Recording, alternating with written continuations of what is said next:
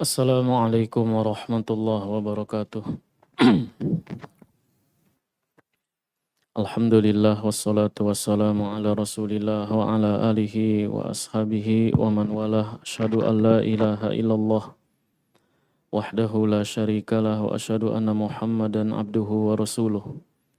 Ya ayyuhalladzina amanu taqullaha haqqa tuqatihi wa la tamutunna illa wa antum muslimun amma ba'du. Baik kaum muslimin dan muslimah dan adik-adik semuanya, rahimani wa rahimakumullah. Hari ini kita akan mengkaji beberapa faedah seputar fikih Idul Fitri. Dengan menyebut nama Allah yang indah dan sifat-sifatnya yang agung, kita memohon kepada Allah Tabaraka wa Ta'ala agar Allah memberikan kita ilmu yang bermanfaat dan amal soleh di atas sunnah Nabi yang mulia sallallahu alaihi wasallam. Id dinamakan Id dari kata ada ya'udu idan, artinya kembali. Sehingga makna Id artinya berulang, diulang setiap tahun. Sehingga perayaan yang diulang-ulang di dalam agama kita yaitu hanya dua, Idul Fitri dan Idul Adha. Dinamakan Al-Fitri disandarkan kepada Al-Fitru atau Al-Fitri. Fitri artinya berbuka. Sehingga pengertian Idul Fitri bukan kembali pada fitrah, pada kesucian, bukan. Maka yang dimaksud kata para ulama, Idul Fitri kembali berbuka. Setelah sebelumnya kita berpuasa di Ramadan, tidak makan, tidak minum, di siang hari kita kembali makan dan minum di siang hari, kembali berbuka. Oleh karenanya penamaan ini disandarkan kepada berbuka, sebagaimana Idul Adha disandarkan kepada udhiyah, yaitu hewan kurban, penyembelihan. Id, penyembelihan. Setiap tahun kita menyembelih, itu tanggal 10, 11, 12, 13, yaitu hari tasyrik. Kemudian di dalam sebuah hadis disebutkan, hadis riwayat Tirmidzi dan yang lainnya, Nabi menyebut al-fitru yauma yuftirun nas wal adha yauma yudhahin nas. Dalam riwayat al-fitru yauma yuftirun wal adha yauma yudhahun. Hari berbuka adalah hari di mana orang-orang jamaah kaum muslimin berbuka. Hari berlebaran adalah hari di mana kaum muslimin berlebaran, berbuka, tidak puasa lagi. Dan hari penyembelihan adalah di mana manusia pada menyembelih. Penyebutan ini, penyebutan bahwa hari di mana manusia kebanyakan berbuka dan hari penyembelihan adalah di mana kebanyakan manusia menyembelih, penyandaran kepada kebanyakan manusia ini menunjukkan bahwa berlebaran termasuk perkara yang diatur oleh pemerintah. Tidak boleh ada sempalan di sini memecah belah umat Islam dengan versi ormas saya, karena saya Muhammadiyah, maka saya nggak ikut pemerintah. Ini ngaco, menyelisihi sunnah. Siapapun, bukan hanya Muhammadiyah, mau tarekat apapun, tarekat ini, tarekat itu, jika dia menyelisihi pemerintah dalam hal ini, sekalipun pemerintah membolehkannya karena ketidakfahamannya, ini tidak dilegalkan, tidak dibenarkan. Oleh karenanya Hasan Al-Basri ketika ditanya siapa umaro, siapa waliul amr, maka Hasan Al-Basri berkata, hum yaluna min umurina khomsan. Mereka yang memegang 5 besar urusan kita. Pemerintah adalah yang memegang 5 urusan besar kita. Apa itu? Al-Jumu'ah. Jadi dia yang memimpin menentukan sholat Jumat. Wal Jamaah, yang menentukan memimpin sholat berjamaah. Wal Id, yang ketiga adalah Id. Yang keempat, was sugur. Sugur artinya memiliki kekuasaan wilayah. Itu waliul amr. Maka di sini kita tahu adanya sempalan juga dalam bab ini, ngaku-ngaku negara Islam alias NII, negara Islam Indonesia, ngaku-ngaku, sehingga muncullah Islam Jamaah, NII. Mereka sembunyi-sembunyi, punya negara di bawah negara, punya gubernur sendiri, dan seterusnya, padahal mereka tidak punya batas wilayah teritorial. Ini juga sempalan. Yang kelima adalah mereka yang memiliki kewenangan menegakkan hukuman, hudud. Jadi yang menghukum penjahat, yang menghukum pelaku kriminal adalah waliul amr. Oleh karenanya yang kalau hukum Allah ditegakkan potong tangan, itu bukan setiap kita. Yang memotong tangan adalah waliul amr. Yang merajam adalah waliul amr. Yang mengkisos para pembunuh adalah waliul amr. Dan kalau sekarang yang berhak menangkap, memenjarakan, menghukum adalah itulah dia pemerintah. Nah, oleh karenanya dari sini akidah Ahlus Sunnah adalah kita berlebaran bersama pemerintah. Jangan perormas. Baik. Selain 2 hari raya ini, sebagian ulama menambahkan ada penyebutan hari raya ketiga, yaitu hari Jumat. Jadi bedanya kalau Id diulang setiap tahun, yaitu Idul Fitri dan Idul Adha, sedangkan yang diulang setiap pekan itu adalah hari Jumat, Al-Jumu'ah.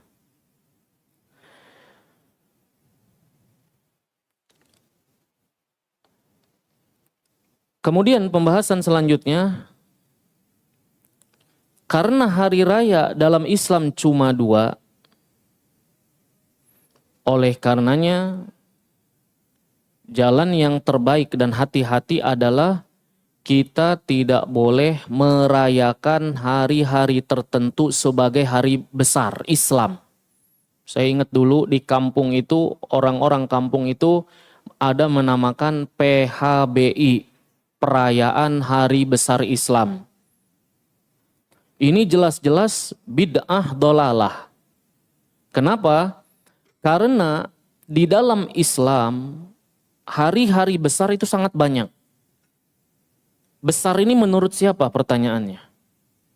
Bersejarahkah? Jadi kalau dikatakan di antara hari besar Islam adalah hari lahirnya Nabi, dan ini diperingati kan Maulid Nabi. Taib, hari diutusnya Nabi, turunnya Al-Quran, ini juga diperingati. Nuzulul Quran di Ramadan. Baik. Kemudian masih di Mekah ada peristiwa Isra wal Mi'raj. Ini diperingati 27 Rajab. Nuzulul Quran berapa? 17 Ramadan. Walaupun Al-Quran ternyata turunnya tanggal 21 sebenarnya.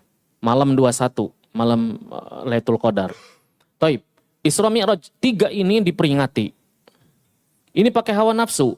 Padahal hari hijrahnya Nabi harusnya diperingati ini. Tapi mereka memperingati 1 Muharram. Padahal Nabi hijrah bulan Rabiul Awal. Tapi yang diperingati tahun baru Islam. Jadi perayaan hijrahnya Nabi nggak ada. Baik. Perang Badar, Allah menyebut Yaumal Furqan. Hari pembeda antara kafir dan Islam. Hari Perang Badar, bulan Ramadan tahun kedua. Hijriyah. nggak ada peringatannya. Perang Uhud, bagaimana Allah menolong kaum muslimin, tahun ketiga bulan Syawal juga tidak diperingati. Berlalu setelah perang Badar, perang Bani Mustalik tahun kelima. Nabi memerangi Bani Mustalik. Lalu menikahi Juwairiyah. Beranjak tahun ke-6 ada perang Ahzab atau perang Khandaq. Bahkan diabadikan menjadi nama surat Al-Ahzab. Tidak diperingati. Setelah perang Ahzab tahun ke-7 ada perang Khaybar. Ali bin Abi Thalib sebagai panglima perangnya menaklukkan Yahudi. Ini Yahudi terakhir yang ditaklukkan setelah sebelumnya Bani Qainuqa, Bani Nadir, lalu Bani Quraidah. Khaybar ditaklukkan. Ini peristiwa besar. Bahkan kata Ibnu Umar, kami belum pernah kenyang sampai kami menaklukkan Khaybar. Khaybar takluk, ini daerah subur, bawang-bawang itu besar-besar, bawang bombay. Maka mereka para sahabat saking kelaparan, bawang mentah mereka makan. Keluarlah sabda Nabi, yang makan bawang mentah, jangan datang ke masjid kami, kata Nabi. Itu saat perang Khaybar itu. Kalau yang makan bau-bauan, dua tanaman yang busuk ini, bawang merah, bawang putih, dan kucai, bawang-bawangan ini, kata Nabi, siapa yang memakannya, jangan dekati masjid kami. Itu perang Khaybar. Tidak diperingati. Lanjut setelahnya tahun ke-8, Fathu Mekah. Fenomenal, Allah menyebutkan idza jaa nasrullahi wal fath. Bahkan disebutkan surat Al-Fatah, juga tidak ada peringatannya. Setelahnya perang Tabuk tahun ke-9. Romawi ciut, tidak bisa atau tidak mau menantang Nabi SAW. Ini juga perang besar. Peristiwa Haji Wada. Jadi dari sekian hari besar Islam, itu tuh kenapa yang diperingati cuma 3? Ini menunjukkan memakai hawa nafsu. Oleh karenanya kita katakan tidak boleh ada perayaan diulang tiap tahun dalam rangka ta'abud. Maka hukumnya bid'ah dolalah, berdosa. Karena itulah ketika Nabi SAW pertama kali datang ke Madinah, Nabi SAW bertanya, ini hari apa yang kalian rayakan? Oh, ini hari Nairuz dan Mihrojan. Ini hari raya kami ya Rasulullah. Hari raya penduduk Madinah. Kita katakan ini mungkin hari buruh, hari ibu, hari ayah, hari kakek. Hari apa lagi? Hari kasih sayang, hari kebencian, hari setan, Halloween, hari ini, hari subhanallah, hari banyak banget. Dan itu diperingati, nggak perlu sebenarnya. Nggak ada berarti tanggal merah itu. Nanti lama-lama hari om, hari tante, hari ponakan, hari anak, udah ada ya hari anak mah. Subhanallah, hari cucu belum ada. Ini bisa-bisa setahun tanggal merah semuanya. Nikmat, ya kan? Nggak nikmat lah, nggak produktif. Orang harus bekerja. Nah, oleh karenanya, ini faedah pertama tentang hari raya. Jadi tidak ada hari raya kecuali 2. Jadi Nabi mengatakan innallaha qad abdalakum bihima khairan minhuma. Allah telah gantikan semua hari raya kalian yaitu dengan hari raya yang lebih 2 hari raya yang lebih baik, Idul Fitri dan Idul Adha. Taib. Kemudian pembahasan selanjutnya. Karena kebiasaan merayakan perayaan itu kebiasaan bangsa di luar Islam, kafir. Bahkan orang-orang Yahudi kan datang kepada Umar ibn Khattab. Ya Amirul Mukminin, ayatun fi kitabikum taqra'unaha. Ada sebuah ayat di dalam kitab kalian Al-Quran. Kalau ayat itu turun pada kami bangsa Yahudi, kami akan rayakan hari turunnya ayat itu sebagai hari raya besar-besaran. Karena ayat itu luar biasa. Kata Umar bin Khattab, ayat apa emang? Yaitu ayat Al-yawma akmaltu lakum dinakum wa atmamtu alaikum ni'mati wa raditu lakumul Islam madina. Al-Maidah ayat 3. Hari ini kata Allah, aku sempurnakan agama kalian untuk kalian. Nikmatku atas kalian, aku ridhoi Islam sebagai agama kalian. Kata Umar bin Khattab, qad arafna dzalikal yaum. Kami tahu hari itu hari Jumat. Wal makan alladzi nazalat fi, kami tahu di mana turunnya, yaitu di Arafah. Ayat itu turun di padang Arafah ba'da asar, hari Jumat, kami tahu betul. Tetapi Rasulullah tidak pernah memerintahkan kami merayakan apa-apa. Oleh karenanya berarti perayaan seagung apapun tidak ada. Anda menikah sudah berapa lama? 20 tahun, awet Ustadz, alhamdulillah anak-anak pada sehat. Nggak perlu dirayakan. Ini pernikahan saya Ustadz ke 50. Waduh, berarti sudah tua dong. Mendingan tobat, jangan pada mikirin hari raya. Ini hari jadi kami, ini ulang tahun anak kami, ini kesuksesan anak kami. Nggak perlu. Nggak ada ayat yang lebih besar dari ini, tapi Nabi tidak menyuruh perayaan apa-apa. Jadi nikmat apa yang lebih besar daripada turunnya ayat ini? Nggak ada. Oleh karenanya, kalau dibilang, tapi kan ini bersyukur. Nabi itu paling bersyukur. Tapi Nabi bersyukur tuh tiap hari. Dengan cara apa? Ibadah kepadanya. Taib. Karena inilah akidah basic ini saja kaum muslimin banyak terkecoh. Orang kafir kan banyak, ada tahun Imlek, tahun Sepnyak, tahun Saka, tahun Nyepi, tahun baru, Januarius, Februarius, Martius, Aprilis. Ini kan nama-nama dewa Yunani. Nah, oleh karenanya wajib bagi kita meninggalkan ini semua. Faedah yang berikutnya sekarang, hukum sholat Id. Ada 3 pendapat di kalangan para ulama tentang hukum sholat Id. Pendapat yang pertama, sunnah mu'akkadah.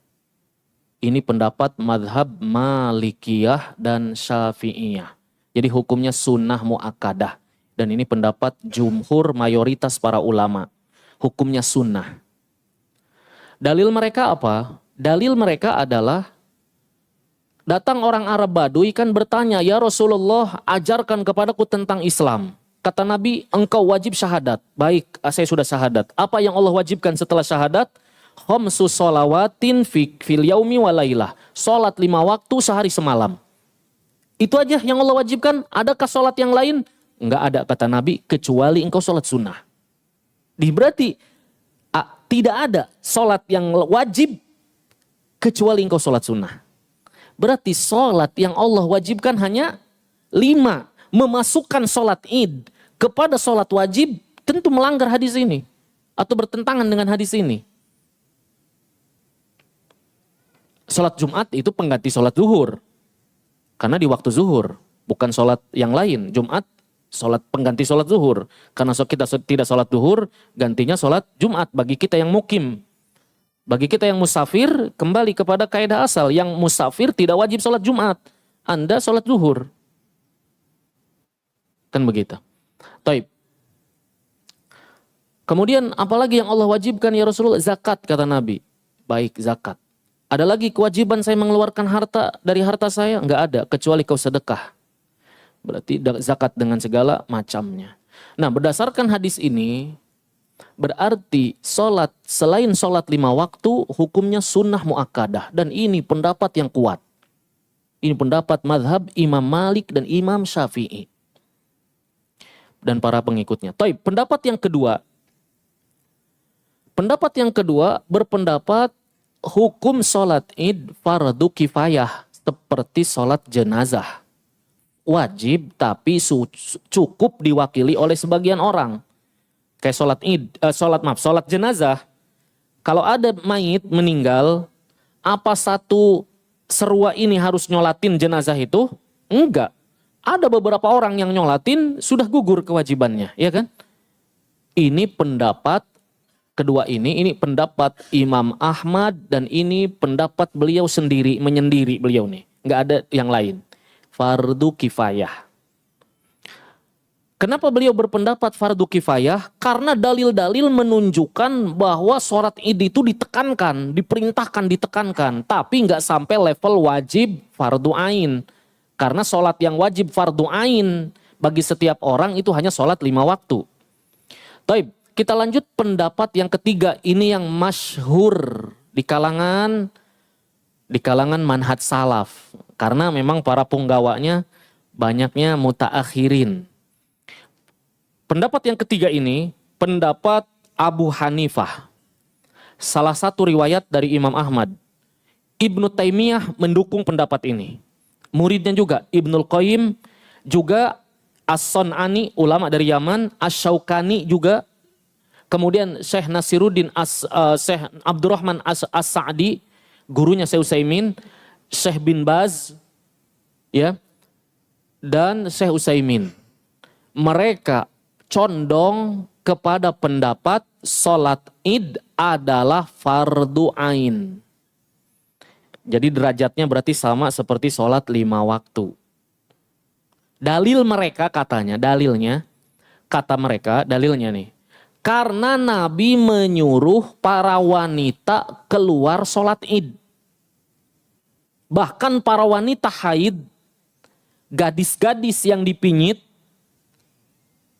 yang gak pernah keluar rumah, khusus sholat id, kata Nabi keluarkan mereka, suruh mereka keluar.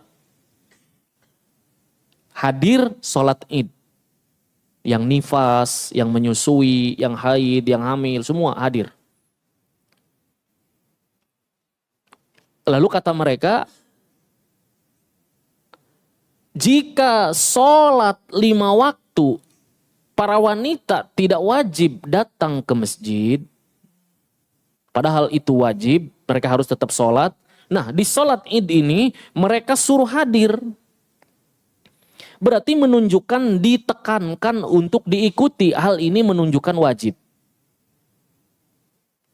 Taib. Tapi pendalilan ini kurang kuat. Apa sanggahan jumhur ulama? Tadi pendapat yang pertama, wahai kalian yang mengatakan sholat id adalah wajib, kami sanggah kalau dalilnya cuma itu. Kalau dalilnya cuma Nabi menyuruh para wanita keluar lalu ini menunjukkan wajib, ini tidak tepat.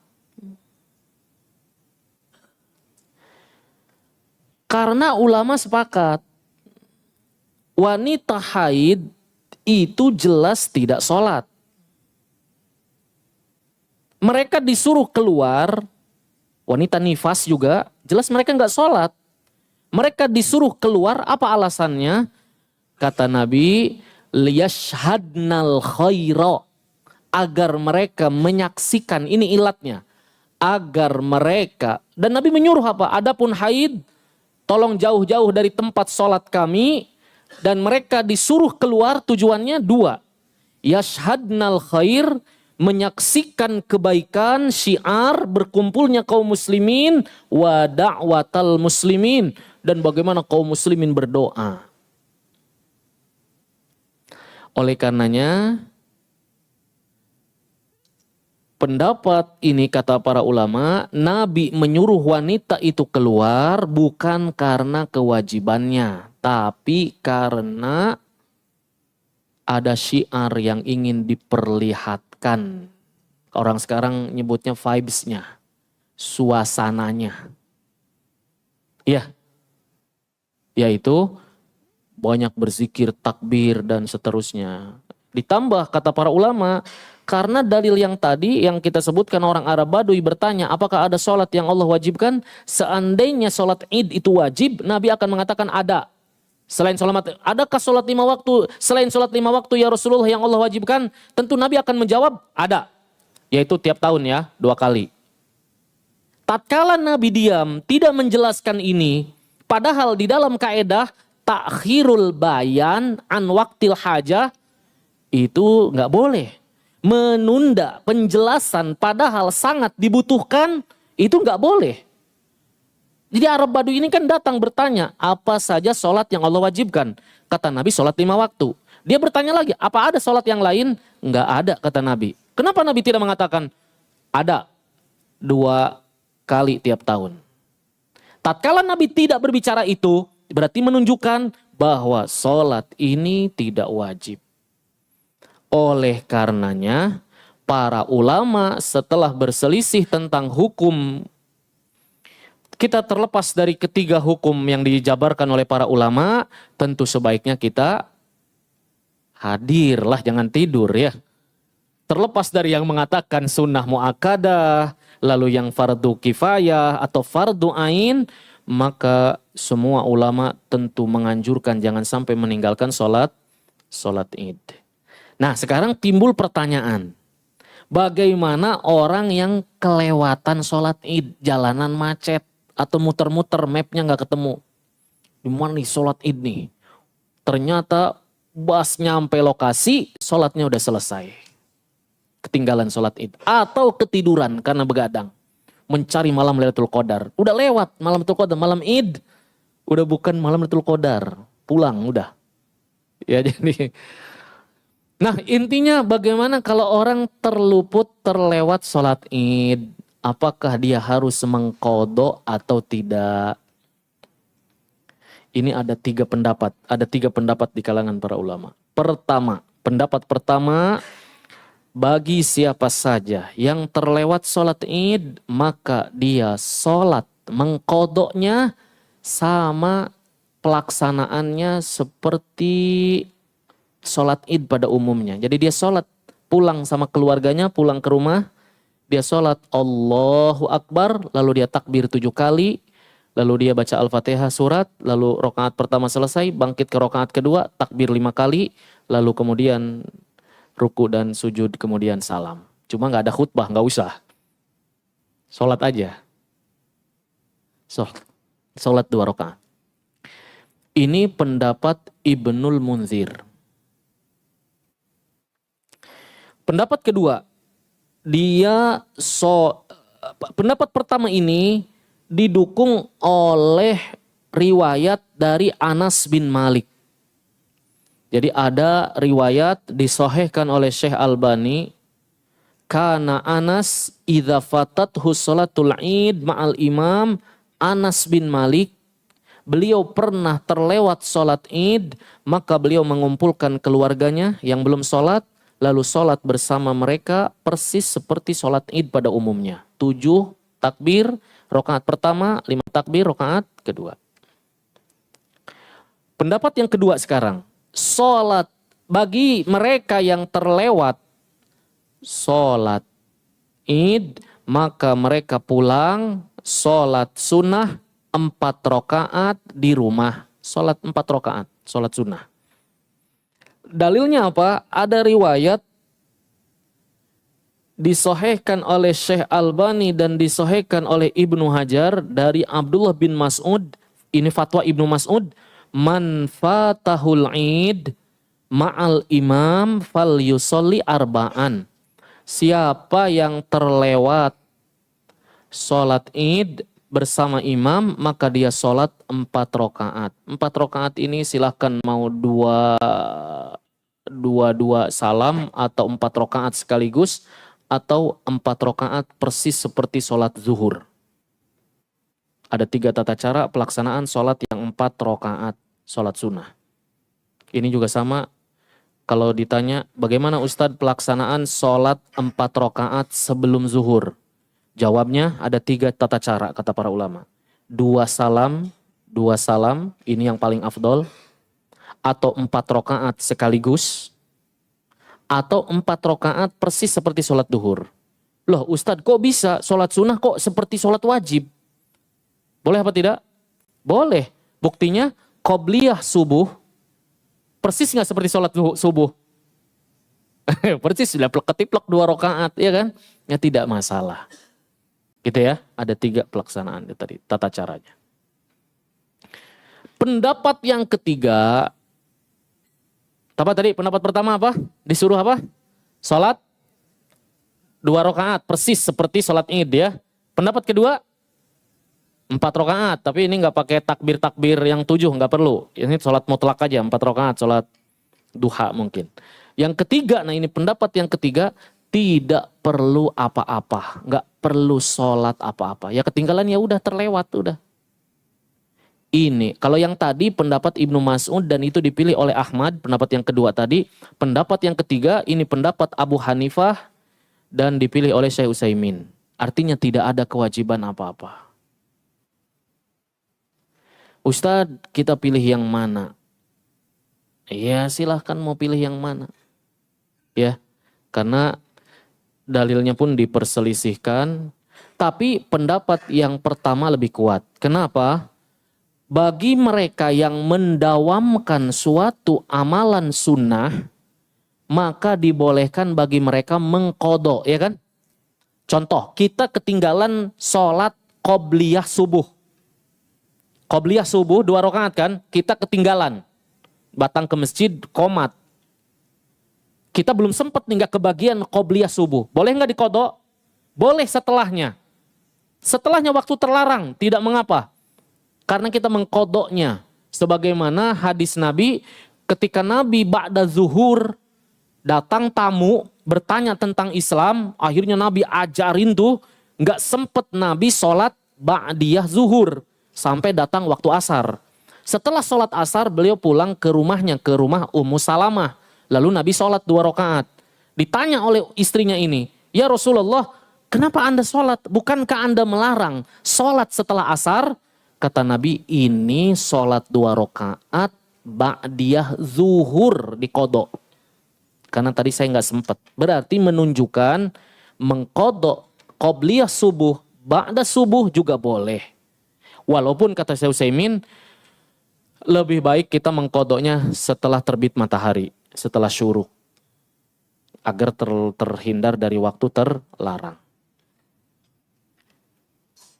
Jadi kesimpulannya, pendapat yang lebih kuat, saya rasa, saya melihat dalilnya, sebagaimana riwayat Anas, sholatlah di rumah, persis seperti sholat id, dalam rangka kita mengqadha sholat sunnah yang memang biasa kita rutinkan. Dan selama ini kita rutinkan sholat id, tidak pernah kelewat, ada satu ketika ternyata kita terlewat misal. Begitu ya. Taib. Selanjutnya, pembahasan selanjutnya, memperbanyak takbir di malam id sampai imam sholat. Jadi memperbanyak takbir itu mulai kapan? Mulai terbenam matahari hari terakhir bulan Ramadan. Alias sore ini misalkan melihat hilal, lalu pemerintah mengumumkan besok lebaran. Berarti mulai malam ini mulai memperbanyak takbir. Dalilnya surat Al-Baqarah 185.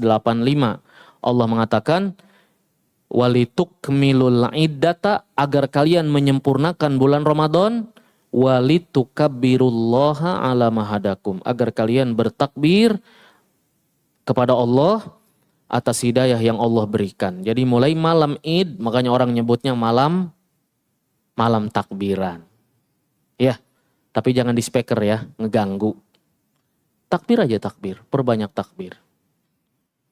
Sampai kapan? Sampai selesai sholat id. Berbeda dengan Idul Adha, di hari-hari tasyrik memperbanyak takbir. Taib, selanjutnya. Mandi dan memakai pakaian terbaik ketika kita ingin menunaikan sholat id. Dalilnya mana? Kata Ali bin Abi Thalib, diriwayatkan Imam Syafi'i dalam Baihaqi, Tohawi, disahihkan oleh Syekh Albani. Ali ditanya tentang mengenai mandi-mandi sunnah. Ali menjawab, yaumul jumu'ah, mandi pada hari Jumat, yaumu arafah, pada hari Arafah, wa yaumun nahri, hari penyembelihan, wa yaumul fitri, hari berbuka. Itu hari Idul Fitri. Kemudian dalil memakai pakaian bagus, enggak mesti baru, tapi bagus. Dalilnya surat Al-A'raf ayat 31. Khudhu zinatakum inda kulli masjid. Yaitu, ambillah pakaian kalian ketika memasuki masjid, tempat sholat, ya, ambillah perhiasan kalian, artinya berhias. Bahkan Umar bin Khattab pernah membelikan jubah sutra di pasar, bagus banget tuh jubah sutra. Dibeli oleh Umar ibn Khattab. Lalu dibawa kepada Nabi, ya Rasulullah, ini pakailah untukmu sholat id atau menerima tamu orang-orang yang pada mau masuk Islam. Tapi Nabi mengatakan, wahai Umar, ini adalah pakaian bagi orang yang kafir, yang tidak punya bagian di akhirat. Artinya ini haram bagi kita untuk memakainya.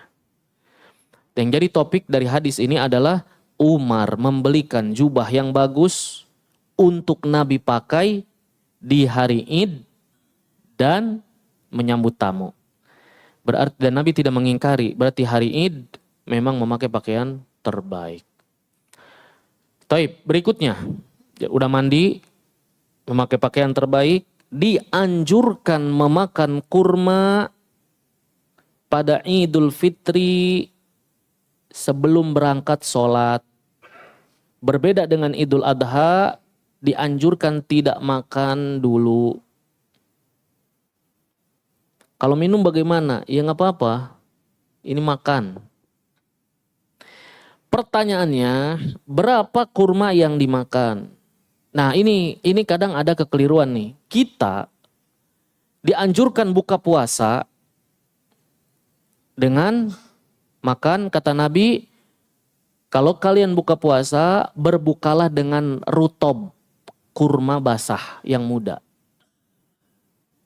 Kalau tidak ada, tamarot, kurma yang sudah kering. Kalau tidak ada, seteguk air. Tetapi tidak pernah ada dalil buka puasa makan kurmanya ganjil. Enggak ada. Jadi ini kekeliruan. Jangan sandarkan pada Nabi bahwa Nabi berbuka dengan ganjil. Enggak ada hadis itu. Anda mau 2 boleh, 1 boleh, 3 boleh, 4 boleh, 5 boleh, 6 boleh kalau tanggung. Tuh 8 juga boleh. Kalau Anda penggemar kurma. Jadi enggak ada dalil. Justru yang ada dalilnya adalah saat Idul Fitri. Nih, hadisnya hadis Bukhari berkata begini. Kana Rasulullah sallallahu alaihi wasallam, kata Anas, la yagdu yaumal fitri hatta yakul tamarot. Nabi tidak pergi menuju lapangan sholat Id sampai beliau memakan beberapa butir kurma. Ini pun tidak disebutkan ganjil. Hadis riwayat Bukhari. Namun di dalam lafad Imam Ahmad ada tambahan. Nah ini ada tambahan riwayat. Di riwayat Marja bin Roja, salah satu perawinya mengatakan yakuluhunna witron. Dalam riwayat yakuluhunna ifrodan. Terlepas dari keabsahan hadis ini, tapi hadisnya disahihkan oleh sebagian ulama, maka khusus untuk sholat Idul Fitri baru di sini boleh praktekkan ganjil. Usahakan meneladani ganjil dalam bab ini. Tapi bukan berarti buka puasa nggak boleh ganjil, boleh. Ada dalil secara umum Allah menyukai yang ganjil. Allah itu maha ganjil, itu ahad, maha esa, dan menyukai yang ganjil. Taib, kita lanjutkan. Salat Id itu di lapangan. Dalam riwayat Abu Sa'id Al-Khudri, kana Rasulullah sallallahu alaihi wasallam yakhruju yaumal fitri wal adha ilal musalla. Nabi itu Rasulullah sallallahu alaihi wasallam biasa keluar salat Idul Fitri, Idul Adha, beliau salatnya di lapangan menuju musola. Jadi istilah musola dalam syariat musola itu semua permukaan bumi ya bisa jadi tempat sholat.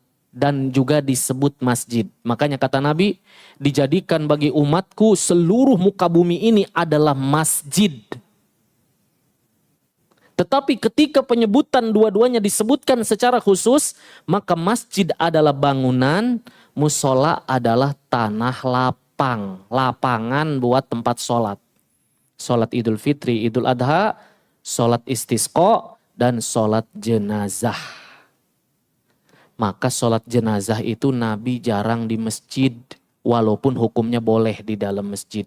Tapi sangat jarang, Nabi sholatnya di luar, di lapangan. Dan ini sunnah yang dilupakan. Itu parkiran Al-Amanah mantap buat sholat. Sholat jenazah.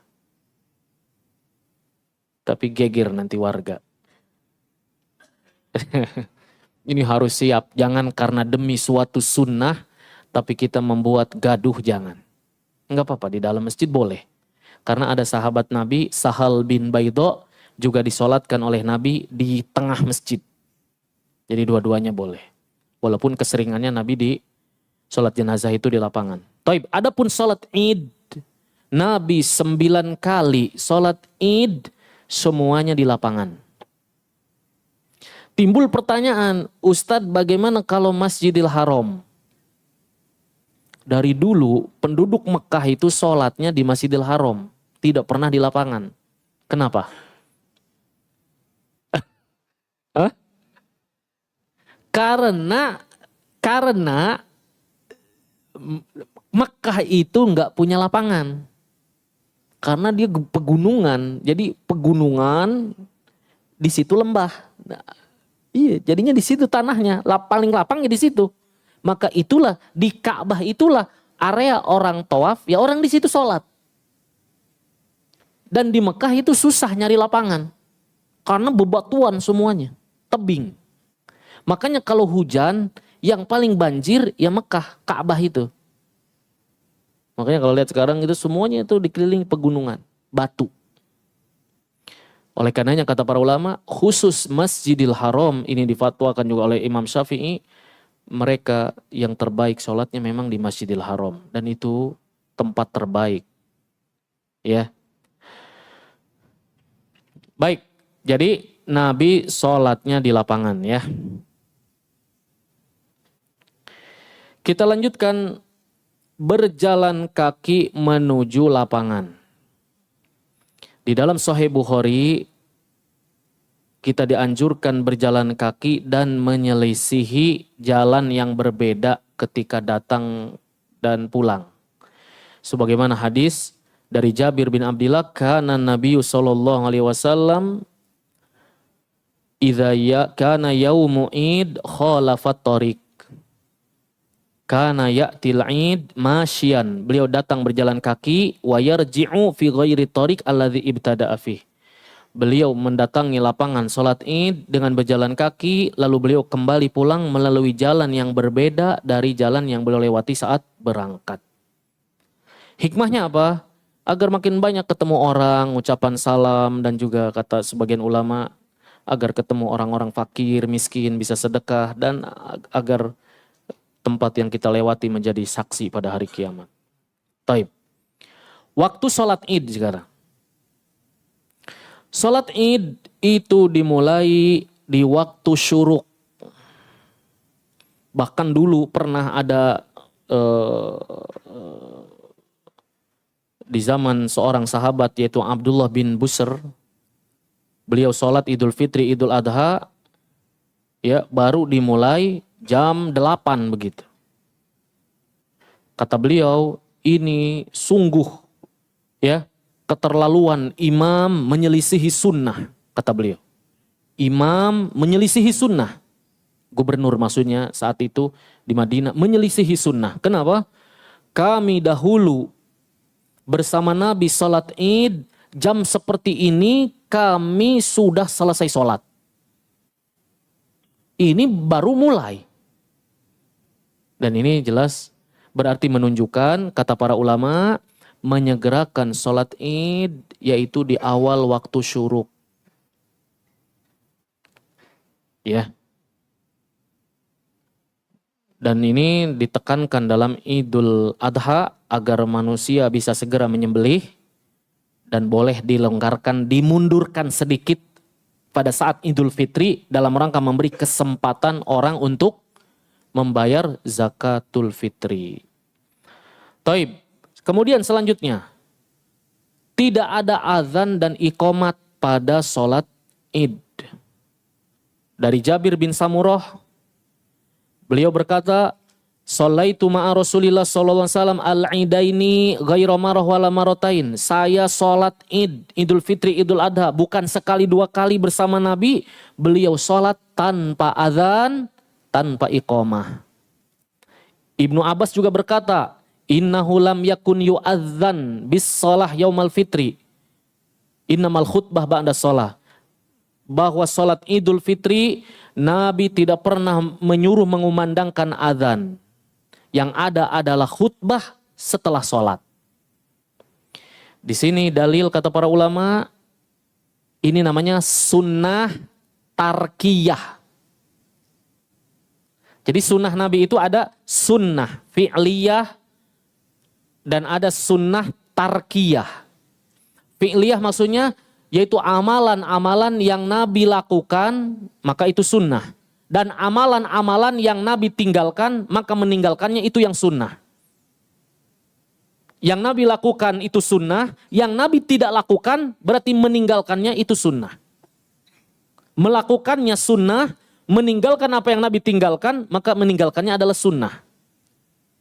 Nah ini kata para ulama, kalau sholat, padahal sholat Idul Fitri itu jelas-jelas namanya juga sholat.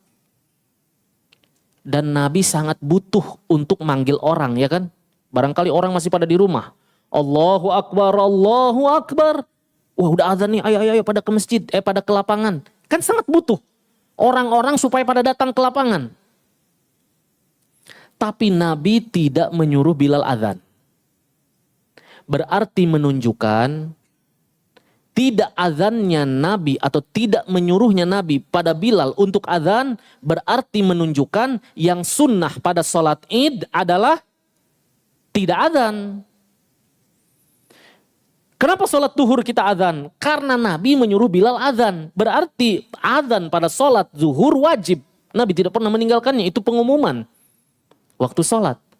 Tapi khusus pada sholat Id, Nabi tidak mengumandangkan azan. Padahal Nabi mampu. Termasuk sholat gerhana. Sholat gerhana sangat butuh manggil orang. Tapi Nabi nggak nyuruh azan. Hanya mengatakan, as-sholatu jami'ah. Ayo sholat jamaah. Ayo sholat berjamaah. Padahal Bilal mampu untuk azan. Tapi Nabi tidak menyuruhnya. Di sini timbul kaedah berarti kata para ulama, berarti azan itu adalah ibadah harus mencontoh Nabi. Dan musibah hari ini, Nabi nggak nyuruh, Nabi malah nggak azan, tiba-tiba datang kaum muslimin, ribut memasukkan jenazah, disuruh azani. Ini luar biasa. Mengazani mayit. Ini jelas-jelas kemungkaran dan ini bid'ah dolalah. Tapi hari ini menjadi dianggap agama. Ya. Taib.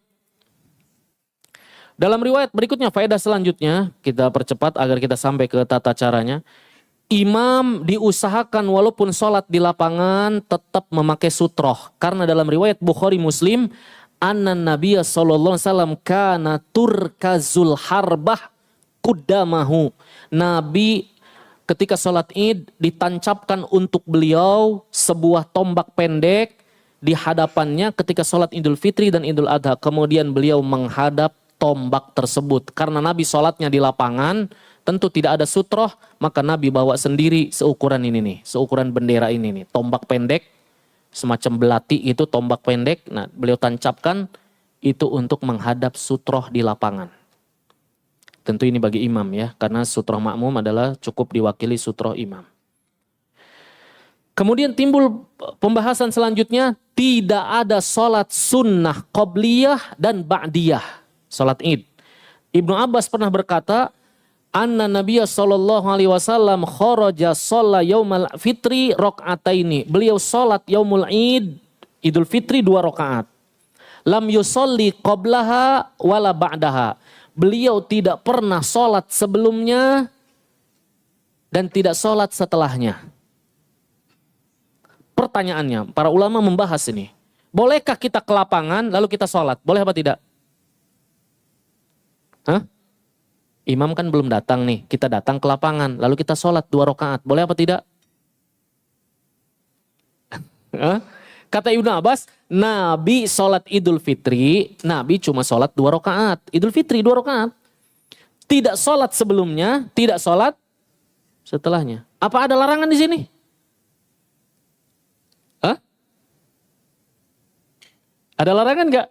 Ibnu Abbas kan mengabarkan, Nabi datang ke lapangan, Nabi langsung sholat. Lalu setelah itu kan khutbah.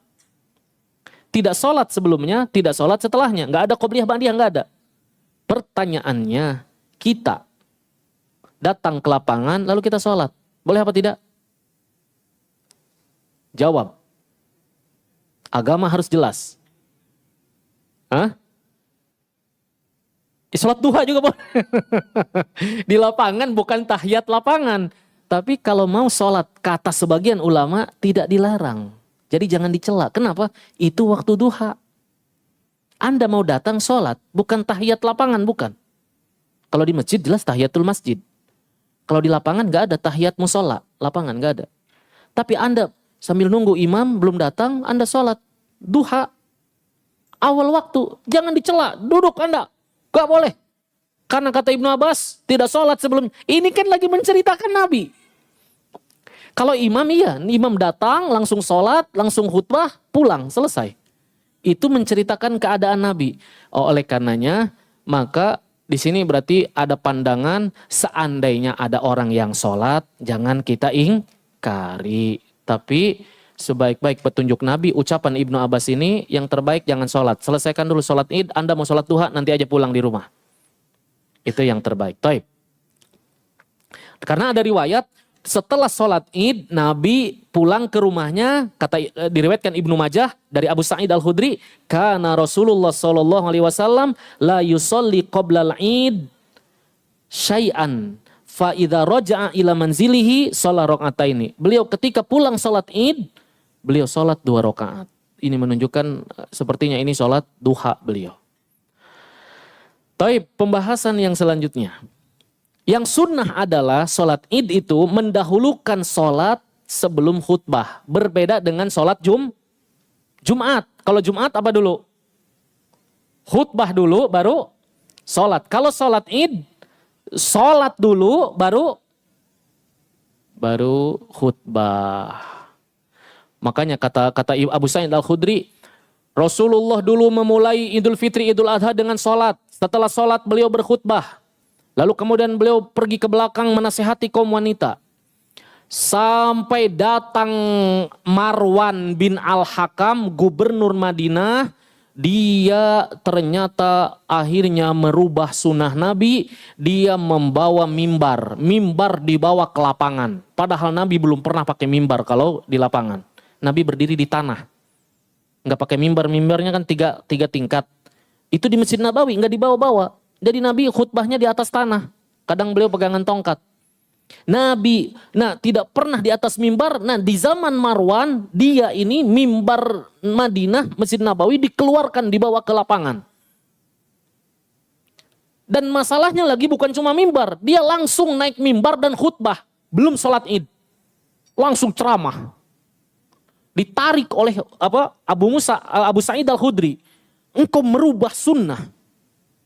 Lalu kemudian kata Marwan, wahai Abu Sa'id, sebagaimana kau ketahui, kalau saya sholat dulu, nanti kalau saya khutbah, nggak ada orang yang dengerin saya. Lihat alasan dia. Kalau dia sholat Id duluan, kan sholat Id nih. Setelah sholat Id apa? Khutbah. Kalau dia sholat Id duluan, lalu kemudian khutbah, orang-orang pada bubar. Karena tahu mendengarkan khutbah tidak wajib. Ngapain dengerin Marwan, ya kan? Maka dia marah, nggak bisa kalau kayak gini. Saya akan khutbah dulu biar orang-orang pada dengerin. Dia merubah sunnah demi kepentingan politik. Udah gitu ditambah mimbar dibawa-bawa ke lapangan. Ini diingkari oleh sahabat Abu Sa'id Al-Khudri. Taib. Jadi intinya tidak ada azan, tidak ada iqamat, tidak ada sholat sunnah qabliyah dan ba'diyah. Kemudian tidak ada mimbar dan ya sholat dulu baru kemudian khutbah. Sekarang tata caranya. Nah ini pendapat pertama, 7 takbir rakaat pertama selain takbiratul ihram. Berarti total 8. Allahu Akbar. Ini kan takbiratul ihram, nggak dihitung. Lalu takbir 7 kali. Allahu Akbar, Allahu Akbar, Allahu Akbar, Allahu Akbar 7 kali. Itu pendapat yang pertama. Dan rakaat yang kedua, bangkit dari ruku kan. Allahu Akbar. Tenang dulu. Sedekap. Baru takbir 5 kali. Allahu Akbar. Jadi ini pendapat pertama. Pendapat kedua, dari zohir hadisnya. Takbir yang pertama itu 7. Plus itu udah plus takbiratul ihram. Jadi Allahu Akbar, takbiratul ihram, takbirnya 6 kali. Allahu Akbar, Allahu Akbar, Allahu Akbar. Takbir kelima sama. Takbir rakaat kedua sama. 5 yaitu selain bangkit dari ruku. Jadi yang terjadi perbedaan adalah di takbir yang rakaat pertama. Nanti jangan sampai imamnya memilih pendapat yang kedua diteriakin subhanallah. Padahal dia milih 6. Imam kurang 1 takbirnya, nggak apa-apa. Takbir lupa semuanya juga nggak apa-apa, sholat idnya sah. Karena takbir 7 kali itu sunnah. Pendapat yang lebih kuat, yang banyak dipegang adalah pendapat yang pertama, yaitu takbiratul ihram, lalu 7 takbir, lalu kemudian bangkit rakaat kedua, lalu 5 takbir. Taib. Dalilnya banyak tentu ya, kita percepat. Taib. Pertanyaan selanjutnya adalah, apakah kita mengangkat tangan saat takbir id atau tidak? Ada 2 pendapat di kalangan para ulama. Pendapat yang pertama, pendapat Imam Malik, mazhab Malikiyah. Kata mereka, tidak mengangkat tangan kecuali takbiratul ihram. Jadi Allahu Akbar, udah. Allahu Akbar, Allahu Akbar, Allahu Akbar, Allahu Akbar. Tidak angkat tangan, hanya takbiratul ihram. Ini pendapat mazhab Imam Malik. Pendapat yang kedua, ini pendapat jumhur. Abu Hanifah, Imam Syafi'i, Imam Ahmad, Ibnul Munzir. Ini mereka mengatakan sholat id sebagaimana sholat jenazah, semuanya setiap takbir mengangkat tangan. Karena keumuman di dalam sholat, kondisi berdiri itu angkat tangan. Maka Allahu Akbar, Allahu Akbar, Allahu Akbar. Begitu dalam sholat id, dalam sholat jenazah. Khilafnya sama. Ditambah ini perbuatan Ibnu Umar bahwa beliau mengangkat tangannya dalam 2 sholat ini. Tapi faedah yang selanjutnya, apa yang dibaca di antara takbir itu? Kata para ulama, ini ada ada perbedaan pendapat di kalangan para ulama. Pendapat yang pertama, Abu Hanifah, Imam Malik, Imam Abu Hanifah dan Imam Malik berpendapat tidak ada bacaan tertentu alias diam. Jadi Allahu Akbar, diam aja. Allahu Akbar, Allahu Akbar. Tidak ada bacaan zikir tertentu. Berbeda dengan Imam Syafi'i, mazhab Imam Syafi'i dan Imam Ahmad, mereka membawakan riwayat dari Ibnu Mas'ud. Apa bacaannya? Subhanallah, walhamdulillah, la ilaha illallah, Allahu Akbar. Allahumma sholli ala Muhammad wa ala ali Muhammad. Rabbighfirli warhamni wa tub alayya innaka antat tawwabur rahim. Ya, panjang banget. Keburu kelewat ya takbirnya. Itu madhab Imam Syafi'i dan Imam Ahmad. Mereka mengatakan memuji Allah, bersolawat kepada Nabi, lalu kemudian berdoa. Dan sebagian ulama mengutip, melantunkan kutipan doanya adalah boleh tadi subhanallah, alhamdulillah, la ilaha illallah, Allahu Akbar. Ya, atau Allahumma gfirli warhamni. Allahumma sholli ala Muhammad wa ala ali Muhammad. Jadi pujian pada Allah, salawat kepada Nabi, doa untuk diri sendiri. Rabbighfirli warhamni. Boleh juga zikir yang lain. Zikirnya Allahu akbar kabira walhamdulillahi katsira wa subhanallahi bukrata wa asila. Ini riwayat dari Ibnu Mas'ud. Dan ini kata para ulama menjadi, walaupun ini mauquf kepada Ibnu Mas'ud, tetapi ini menjadi sebuah ijma sahabat menurut pendapat sebagian ulama. Namun silahkan boleh dibaca, boleh tidak ya. Taib. Nah, kemudian timbul pembahasan ini berkhutbah. Ada perbedaan pendapat di kalangan para ulama, khutbah Id itu berapa kali? Apakah 2 kali diselingi dengan duduk seperti khutbah Jumat atau tidak? Nah, ini ada 2 pendapat. Pendapat yang pertama, pendapat mayoritas para ulama 4 mazhab. 4 mazhab semuanya berpendapat sunnah dalam semua khutbah adalah 2 kali. Jadi nanti jangan heran kalau sebagian sholat Id ada yang khutbahnya 2 kali ya. Jadi dia khutbah, lalu kemudian duduk, lalu kemudian bangkit. Boleh, itu pendapat jumhur mayoritas para ulama dan ini pendapat 4 mazhab.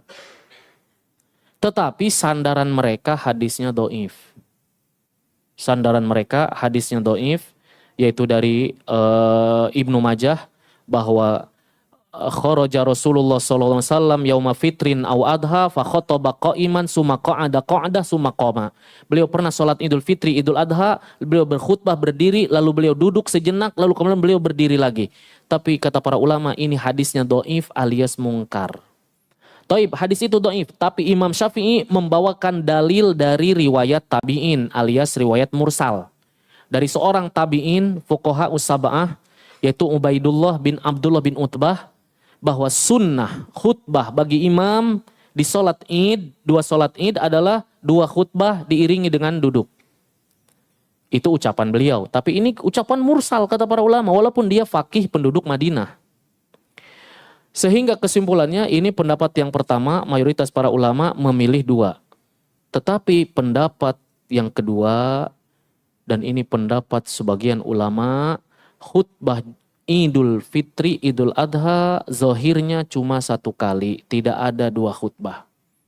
Karena di dalam riwayat-riwayat sahih, Nabi memberikan nasihat, setelah selesai kepada kaum laki-laki, Nabi ke belakang menasehati kaum wanita secara khusus, karena khawatir tidak terdengar. Setelah itu Nabi menyuruh mereka sedekah dan selesai khutbah sholat Id. Oleh karenanya pendapat yang lebih kuat, Allahu a'lam, khutbah Id itu 1 kali, bukan 2 kali. Ya. Baik, wallahu ta'ala alam, barangkali ini ya ada masih beberapa faedah, namun faedah yang paling penting adalah momen yang paling besar, Nabi memberikan nasihat kepada kaum wanita, disuruh pada keluar dan diperintahkan mereka bersedekah pada hari raya. Makanya para di sini jamaah, siapkan infak terbaik Anda, dan bagi panitia mengumpulkan infak kaum muslimin, bagikan pada orang-orang fakir hari itu. Sampai Nabi menyuruh Bilal bawa sorban, bawa kain kepada kaum wanita. Kata Nabi, kebanyakan kalian penghuni neraka, ayo sedekahlah. Lalu mereka bertanya, ya Rasulullah, apa kami kafir kepada Allah? Enggak, kalian banyak mengeluh, kalian banyak melaknat, kalian kufur pada suami. Berlindunglah pada Allah dari api neraka, segera sedekah. Mereka langsung mencopot anting mereka, cincin mereka, gelang mereka, mereka sedekahkan, nanti dijual oleh Bilal, dibagikan kepada fakir miskin. Oleh karenanya tentu kenyangkanlah kaum muslimin, bahagiakan kaum muslimin di hari raya, berbagilah kita. Makanya kita banyak hari raya itu persenan ya. Itu menyenangkan banget sih dapat persenan. Apalagi bagi mereka yang membutuhkan. Oleh karenanya berbagilah, inilah momen ya Idul Fitri. Taqabbalallahu minna wa minkum. Barangkali ini yang bisa kita kaji. Barakallahu fikum. Kita cukupkan. Subhanaka Allahumma bihamdika asyhadu alla ilaha illa anta astaghfiruka